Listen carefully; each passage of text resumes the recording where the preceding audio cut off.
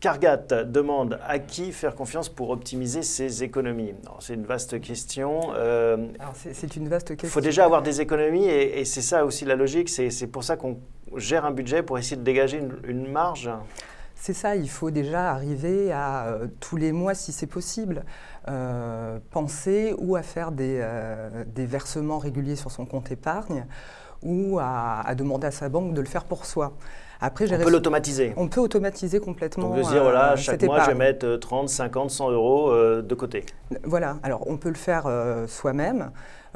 Au début du mois ou à la fin du mois en fonction de ce qui reste sur les comptes. On peut aussi demander à la banque de le faire, notamment dans le cadre d'un plan d'épargne logement. On peut mettre en place des virements automatiques de 50 euros par mois, par exemple. Mais là, on est déjà presque dans le deuxième temps. Le premier temps, c'est connaître-toi toi-même. Et là, les banques, Adrien, vous êtes un spécialiste, ont fait des progrès, ou en tout cas proposent de plus en plus de services, enfin pas que les banques d'ailleurs, il y a aussi des startups, on va en reparler, mais pour essayer d'analyser justement ces dépenses.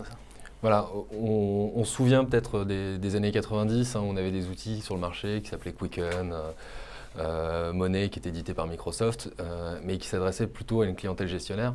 On allait télécharger son relevé de compte, on l'intégrait dans l'outil et derrière on pointait manuellement chacune des opérations. Alors aujourd'hui, on est capable d'avoir des outils comme ça directement sur son espace bancaire, la plupart des acteurs le proposent.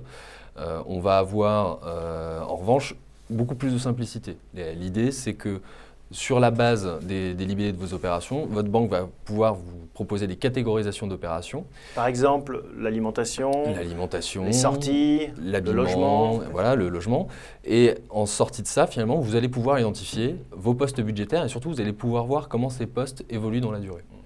Parce que toute la philosophie de gérer son budget, c'est pas de se dire « oh là là, je ne gagne pas assez », même si en effet tout le monde rêve d'augmenter ses revenus, mais c'est de se dire peut-être qu'il y a des arbitrages, peut-être qu'il y a des choix à faire à l'intérieur de ce budget pour le répartir plus intelligemment et en faire une arme à son service.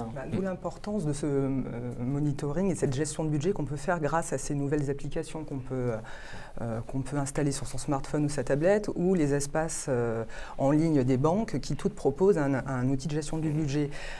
C'est des outils qui sont plus ou moins réussis, mais qui sont en voie d'évolution et qui permettent vraiment de se rendre compte visuellement à travers des graphiques, par exemple, de voir quels sont les postes les plus importants. Et si on s'y tient et si on y revient tous les mois, tous les 6 mois, enfin, si on arrive à envisager son budget sur un an, on peut voir aussi quelles sont les marges de manœuvre qu'on peut dégager en fonction des dépenses que l'on fait.